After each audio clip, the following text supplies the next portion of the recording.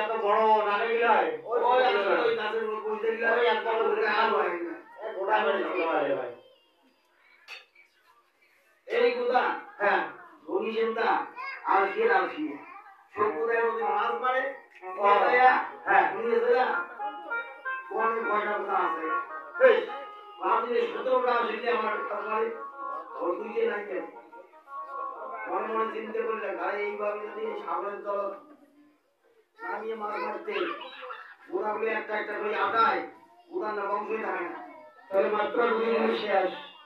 তাহলে মাতৃ যদি থাকিয়ে কোনো নাম আছে লাভ নাই ওদিকে একটা বুদ্ধি করা লাগে হ্যাঁ এই সুখের লাইন থেকে মাছ মারা গেল হ্যাঁ এই মনে করিয়া পানি হরণ করে চলে আসে বুদ্ধি করে রে বুদ্ধি হ্যাঁ এতে যত ধান তো তোমার কথা অনেক বাঁচা তো খাড়ুক করে বুঝলি না মই বেচো মাঝে কাল তো কথা অটাই ওই নোয়া বিষ্ণু আছে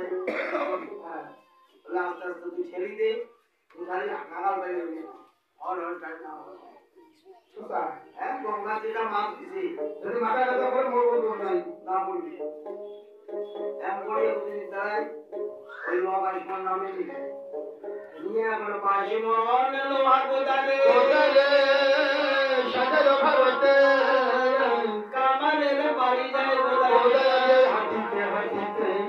ও তার বিরতি দেখিয়া কামার পালাই হাতে হিয়ারি দিয়া গোদারে কামার দেখাই এখন গোদা বলে ওইখানে ওই পেপারখান খুলি দিত হ্যাঁ এই মুখ বসি মানে ভাই দিছিলে বান্ধব দিয়া এ কামারদা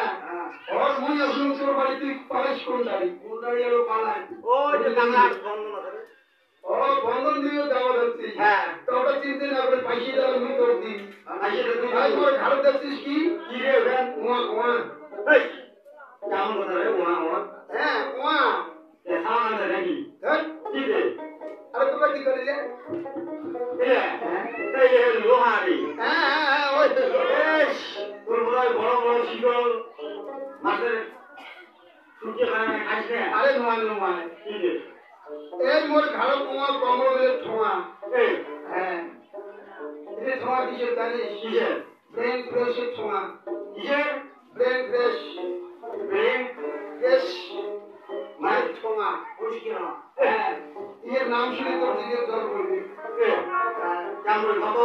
শুনবো এর নাম এখন এর এক নম্বরের নাম কি জানিস জোর হ্যাঁ হ্যাঁ তারপরে 2 নম্বর দারু 3 নম্বর 3 4